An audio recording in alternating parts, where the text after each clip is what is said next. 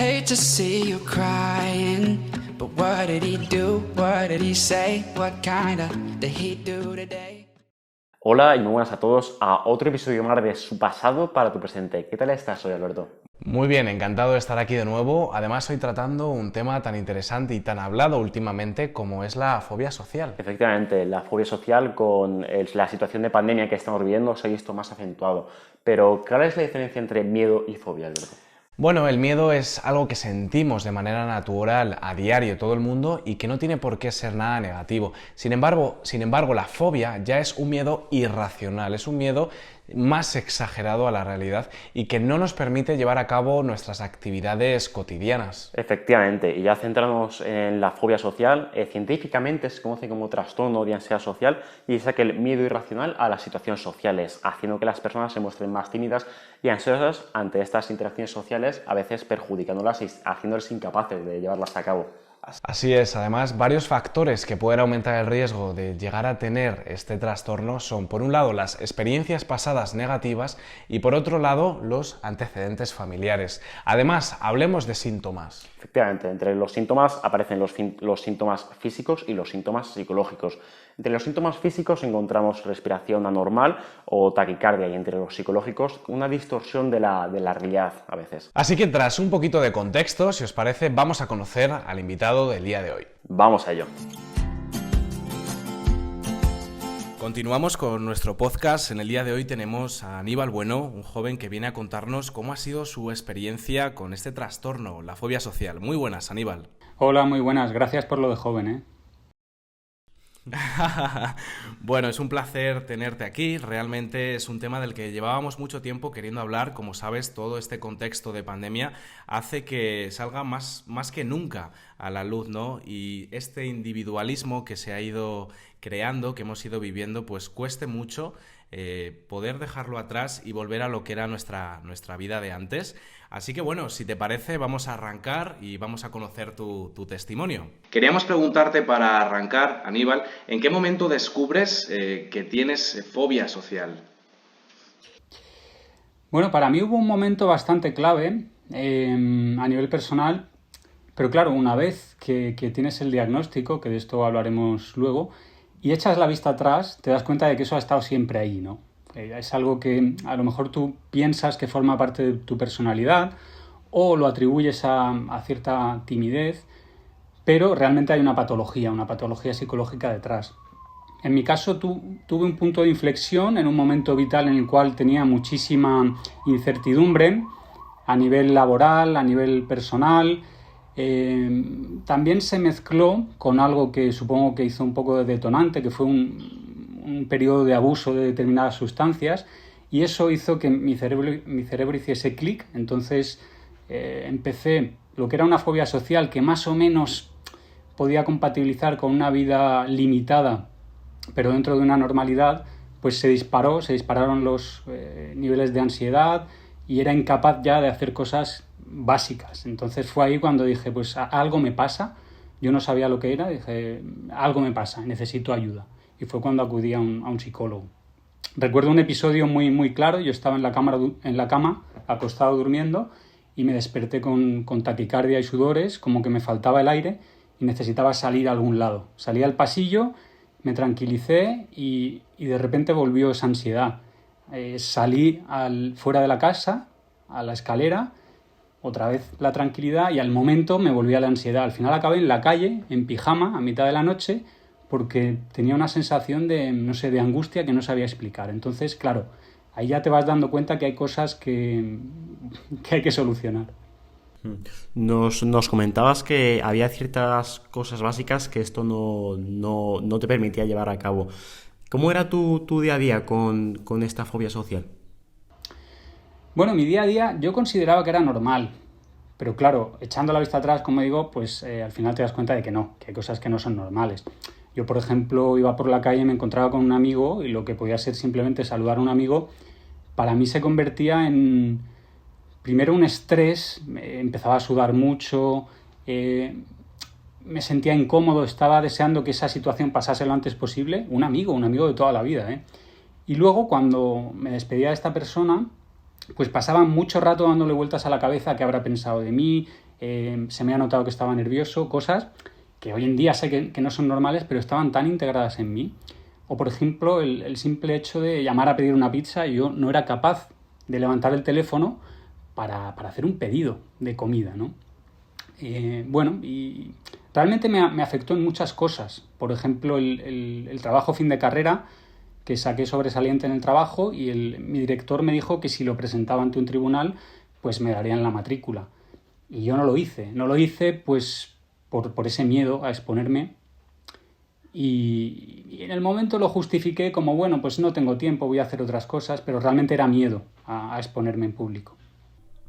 Y nos has comentado que fuiste al psicólogo. ¿A día de hoy has descubierto cuál era la posible causa de esto? Pues, a ver, supongo que suelen ser algo multifactorial, creo yo. Vamos, yo no soy experto en psicología, pero yo tuve una infancia un poco difícil, tenía una autoridad paterna muy estricta, violenta, y entiendo que eso marca. Y luego, pues no lo sé si hay componente genético o hay... no lo sé. Yo creo que el nivel o sea, el entorno en el que creces para todo este tipo de cosas, sobre todo cuando hablamos de relaciones sociales, es importante. Mi padre era una persona que no tenía relaciones sociales. Puede ser extraño porque él era político y estaba todo el día fuera y con mítines y todo esto, pero no tenía amigos. Y luego en casa el comportamiento que tenía hacia nosotros, pues como digo, era muy autoritario, muy violento. Y yo creo que eso te marca, sobre todo cuando eres niño y recibes muchos desprecios y recibes, ¿cómo decir? Pues sí, desprecios o que se te minusvalora todo el tiempo. Al final tu autoestima se ve afectada de una manera que te impide tener la suficiente confianza como para relacionarte con normalidad. Uh-huh.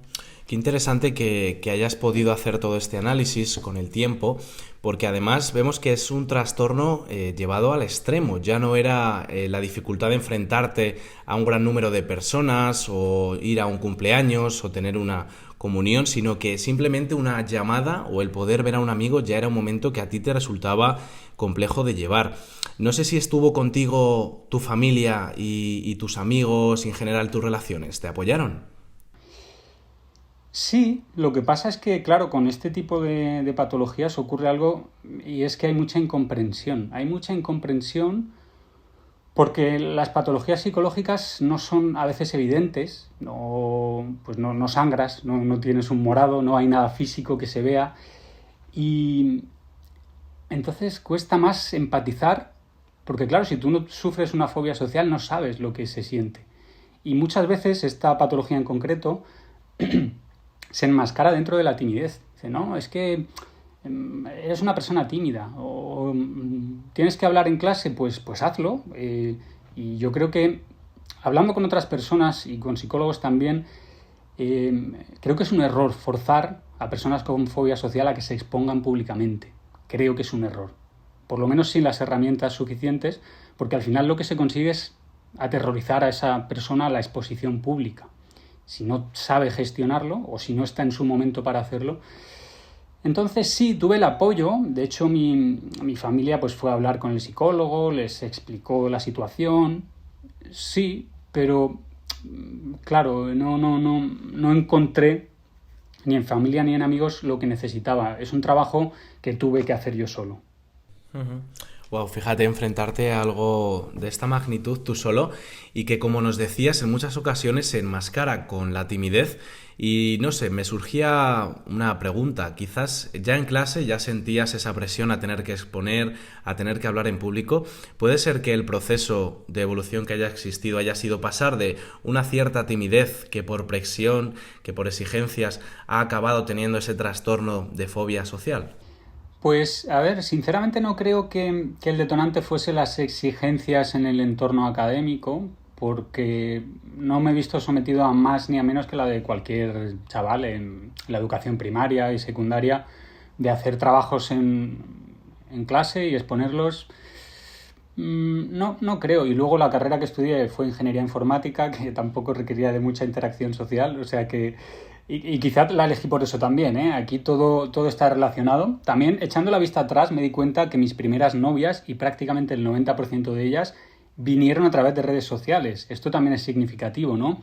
Esa barrera me daba la posibilidad de mostrarme, de hablar de una forma más natural, de la cual yo no era capaz de hacerlo en persona, ¿no? Eso es un análisis también que he hecho a posteriori.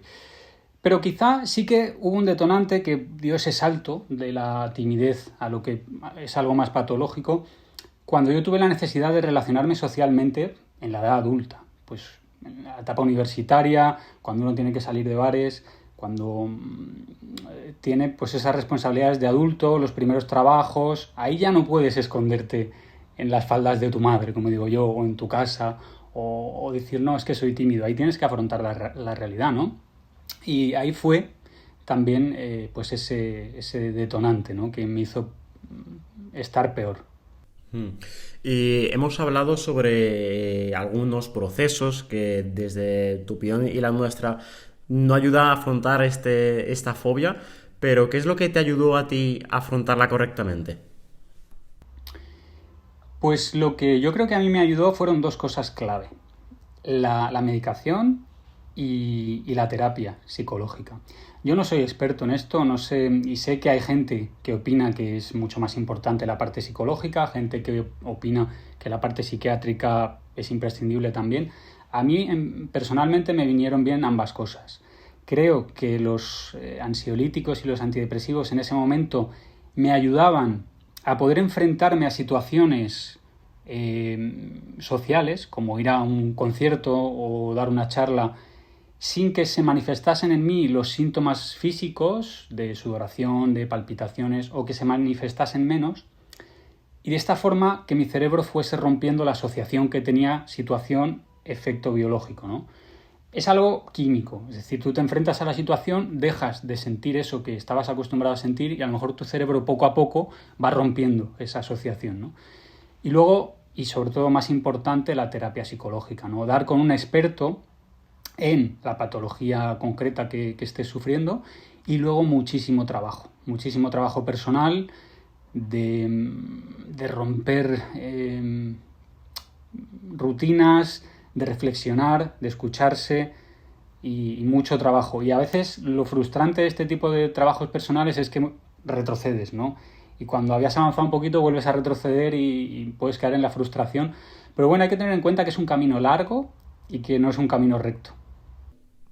Totalmente, totalmente. Al final, en ocasiones ese retroceso o recaída es parte normal del proceso y así hay que vivirlo porque si no al final nos va a frustrar y nos va a añadir presión.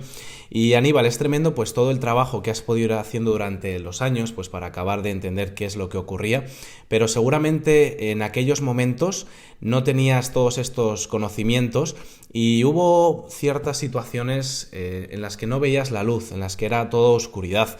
¿Cuáles eran los momentos más duros para ti? ¿Qué era lo que más complejo se te hacía? Pues para mí lo más difícil principalmente eran dos aspectos. El primero era, claro, uno relacionado con la parte profesional y otro con la parte social y personal.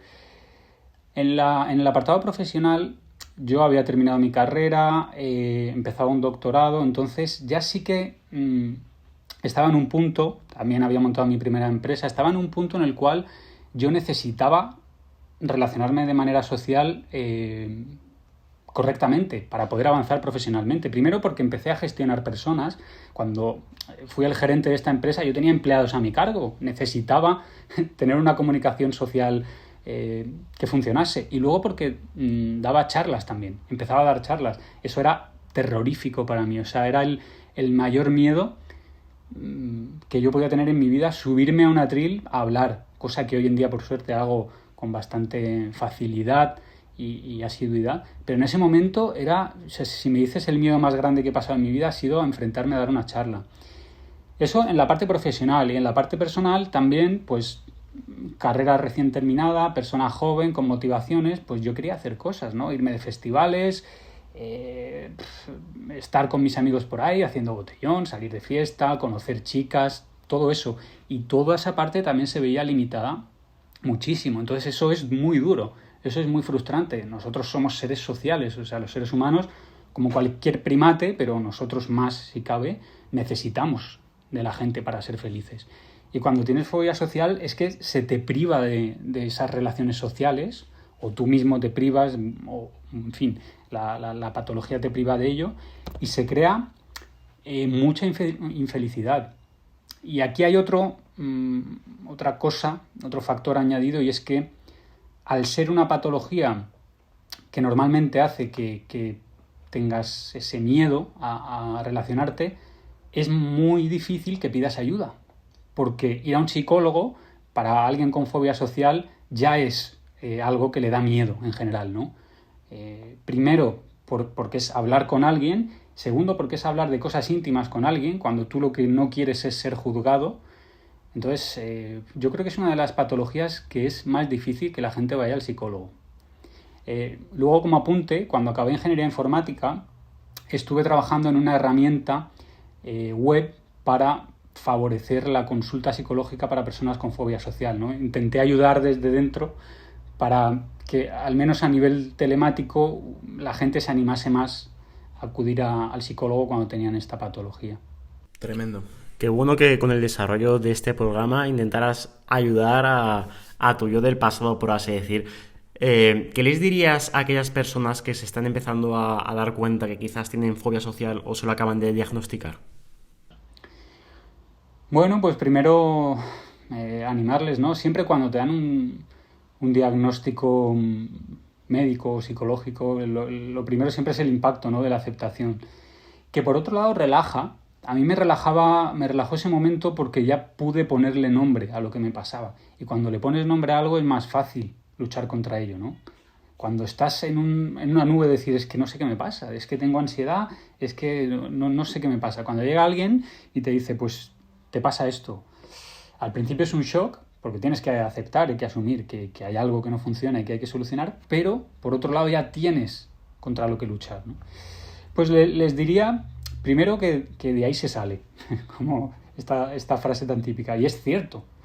A veces cuando estás dentro, y esto me pasaba a mí, yo recuerdo, claro, estamos hablando en mi caso de principios de los 2000, 2005, no había tanta información, y yo buscaba en internet foros, claro, no había redes sociales tampoco, yo buscaba foros de gente que hablase de esto, para compartir sensaciones, ¿no? Y ahora, pues que ya conozco más casos, pues decir que se sale, ¿no? Y que se mejora, sobre todo con trabajo personal y con el paso del tiempo y con la maduración de las emociones. También decir que no es un trabajo fácil, como hemos comentado.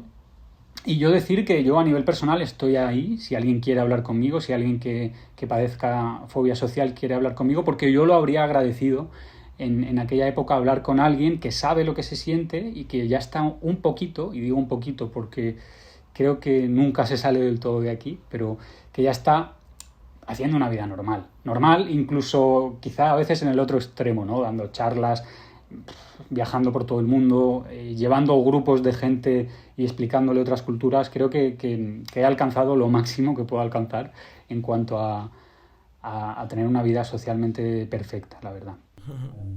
Totalmente, y de hecho ahora vamos a ir con ello porque, bueno, actualmente charlas, directos, es increíble, pero también me surgía una pregunta, Aníbal, porque imagínate, como decías, para alguien con fobia social es muy complejo pedir esa ayuda, ¿no?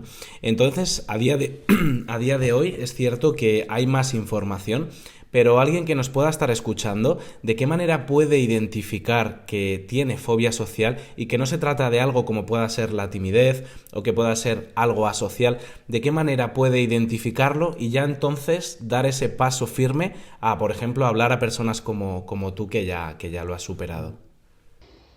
Bueno, el diagnóstico siempre lo tiene que dar un profesional, ¿no? En este caso un psicólogo. Yo creo que nadie se puede autodiagnosticar porque no tenemos las herramientas, ¿no? Uno a veces escucha algo y dice, pues esto me pasa a mí. No, necesitas unos criterios científicos para establecer un diagnóstico, con el DSM, con las herramientas que se utilizan en psicología actualmente. Yo esta misma duda la tuve con mi psicólogo, con la persona que me trataba en aquel momento. Le dije, ¿cuál es la barrera entre la timidez y la fobia social? Y él me dijo, a ver, las características de la personalidad pasan a ser patológicas cuando te impiden hacer una vida normal. O sea, esa es la barrera que hace que una cosa sea pues una característica de tu personalidad o sea una patología. uno puede ser tímido pues cuando le da vergüenza hacer algunas cosas, cuando, bueno, incluso puede dejar de hacer algunas cosas, pero que eso no hace que su vida se vea limitada en una medida en la cual reduzca su felicidad, ¿vale? Yo creo que este es el punto clave. Entonces, si alguien está sintiendo esta timidez, pero eso le genera infelicidad, porque no se ve capaz de hacer determinadas cosas que ve que otras personas hacen con normalidad, creo que por ahí pueden andar los tiros. Pero bueno, la respuesta la tiene siempre un profesional. Pues Aníbal, ya llegando al final de la entrevista, ha sido brutal, para mí al menos ha sido brutal. Y ya para finalizar te vamos a hacer la pregunta estrella que le hacemos a todos nuestros invitados, que es, ¿qué le dirías a tu yo del pasado? Bueno, pues le diría que todo va a salir bien, claro, pero porque yo ya he recorrido el camino, entonces ya lo sé, ¿no? Ya sé que todo va a salir bien. Pero claro, viniendo de mí, o sea, si yo fuese mi yo del pasado, si me lo dice el yo del futuro, pues eso me tranquilizaría. Y bueno, pues le daría alguna clave, ¿no? En mi caso concreto, supongo que la fobia social se puede sufrir de muchas maneras, pero en mi caso concreto, había problemas de overthinking, ¿no? De dar demasiada importancia a cada detalle. Entonces le transmitiría un mensaje de relax, ¿no? Le diría que nada es tan importante realmente y que aprenda a relativizar y a escucharse a sí mismo. Porque estas son las dos cosas clave que yo he aprendido y que los viajes a África me han ayudado mucho también a relativizar, ¿no? A ver otros mundos. Pero creo que en mi caso relativizar y escucharme a mí mismo ha sido los dos pilares de mi recuperación. Y bueno, también decir que cuando uno ha pasado por este tipo de situaciones, siempre va a ser su talón de Aquiles. O sea, yo doy charlas, doy directos, me expongo en público, pero yo sé que en el momento en el que me relaje, mis viejos fantasmas pueden volver, porque es algo muy, muy visceral, muy arraigado en mi cerebro más interno, en mi emocionalidad más interna, en mi parte más irracional. Entonces hay que hacer un trabajo constante, pese a estar ya fuera del aspecto patológico, pero es algo que tiene una gravedad muy fuerte. Y digamos que la lucha no termina nunca. Entonces eso, bueno, en mi caso es positivo porque me mantiene activo, pero tengo que tener en cuenta siempre que no puedo destensar esta lucha contra mis viejos fantasmas.